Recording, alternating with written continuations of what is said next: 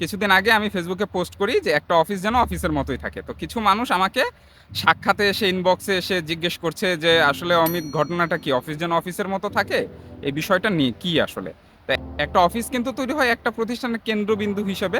আর এখানে সিদ্ধান্ত নেওয়া হয় কে কাজ করবে, কে কি পজিশন হোল্ড করবে, আর কিভাবে একটা অফিসকে আরো ভালো করা যায়, কিভাবে খরচ কমানো যায় ইত্যাদি, ইত্যাদি।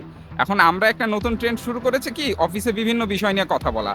যেমন যে কে কাকে বিয়ে করেছে, কার বউ কেমন দেখতে, কে কার বউয়ের সাথে ফেসবুকে ছবি আপলোড করবে, তুমি দেখতে এরকম কেন, তুমি চশমা কেন পরো ইত্যাদি, ইত্যাদি। আর এছাড়াও আরেকটা সবথেকে বেশি খারাপ লাগে, হাসিও আসে যে তুমি কেন ওই বিশ্বাসে বিশ্বাসী, তুমি কেন আমার বিশ্বাসে বিশ্বাসী হলে না? যদি পারো চলে আসো। তো সত্যিই কি একটা অফিসে কি এই ধরনের বিষয় নিয়ে কি আলোচনা মানে কতটুকু যৌক্তিক? আপনারা একটু নিজেই বিষয়টি বিবেচনা করেন।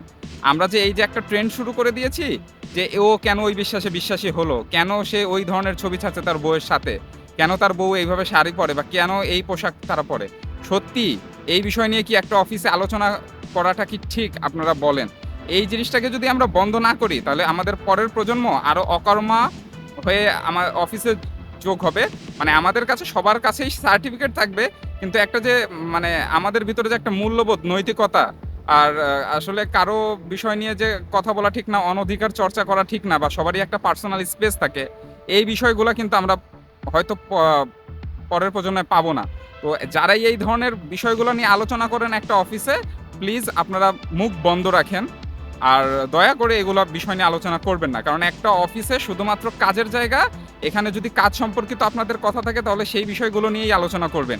এর বাইরের কোনো বিষয় নিয়ে আলোচনা করার জন্য বেতন আপনারা পান না। তাই আপনাদের মুখ বন্ধ রাখুন। আর এর জন্যই বলছি যে আপনারা এইসব অযৌক্তিক বিষয় নিয়ে আলোচনা করে নিজেদেরকে গাধা, ঘোড়া, গরু, ছাগল প্রমাণিত করবেন না। ধন্যবাদ সবাইকে।